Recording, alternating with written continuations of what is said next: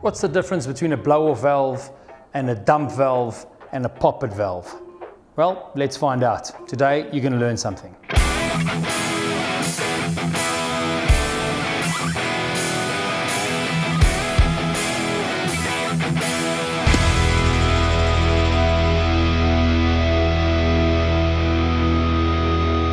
Hi everybody, welcome back.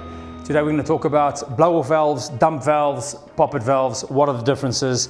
There's a massive difference. It's going to be a short video just to outline exactly where these things are installed, what they do, and after this, I believe you will no longer call a blow-off valve a dump valve. It's like calling a toilet an engine. They've got totally different purposes and they don't do the same thing at all. Okay guys, so let's talk a little bit about a blow-off valve. What is a blow-off valve?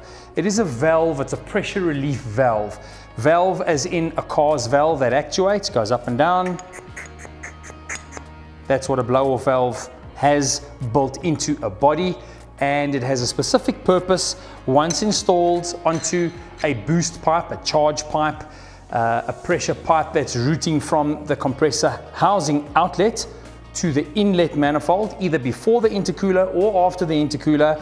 As soon as your engine goes into vacuum, in other words, you tap off the throttle body closes, the engine goes into vacuum, it creates a vacuum, which is a suction, through a little pipe, a little vacuum line, which is connected to the top of the blow-off valve. And as you create a suction on top of the valve, or the valve body, should I say, the valve inside the body will actuate and open. Now, you have this valve mounted on your charge pipe, which is under pressure.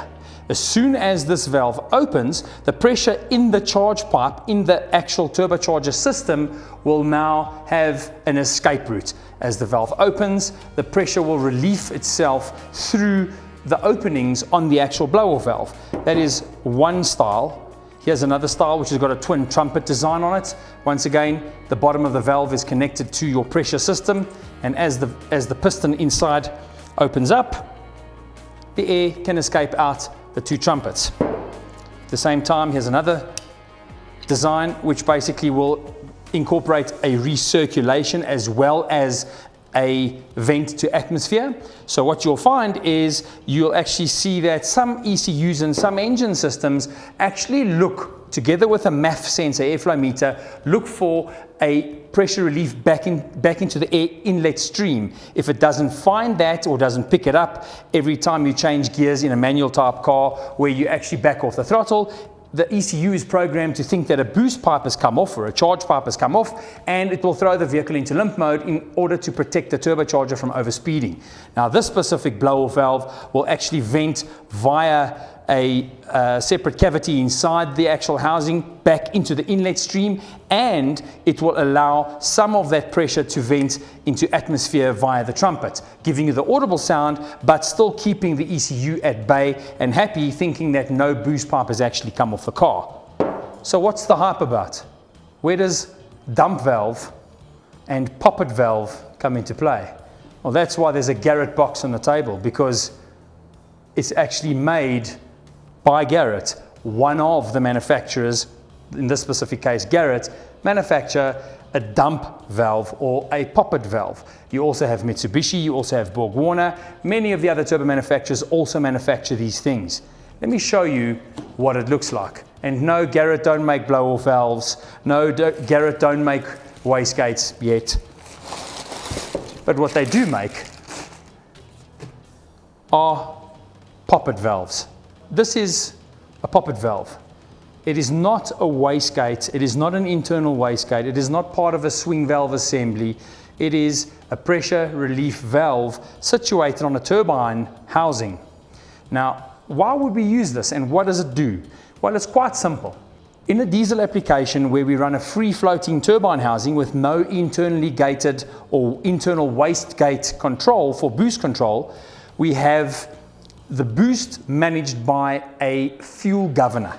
In a diesel engine, the richer the mixture, the more boost pressure, because the more energy is being burnt, or the more fuel is being burnt, and the more energy is being generated through the ignition cycle of the engine, which obviously then travels through the inlet of the turbine housing.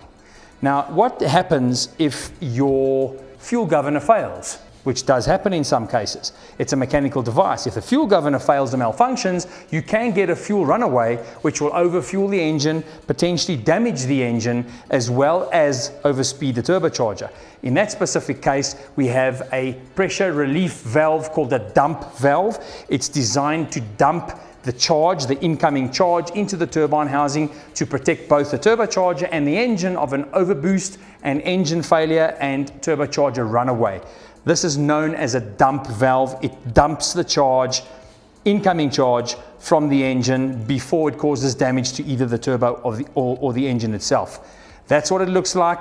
That's where it's installed, and it has a valve which also actuates just like a valve inside of an engine, and as it actuates, it will basically dump the charge out of the exhaust system. So as the valve opens, which will be in that direction there will be a cavity which will open up on this side, which will basically discharge that pressure out of the exhaust system.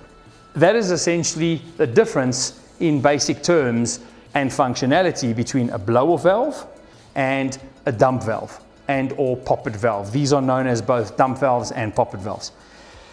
It's a short video, as I said. I hope it was informative. I hope you've learned something. Like, subscribe, comment down below. See you next time.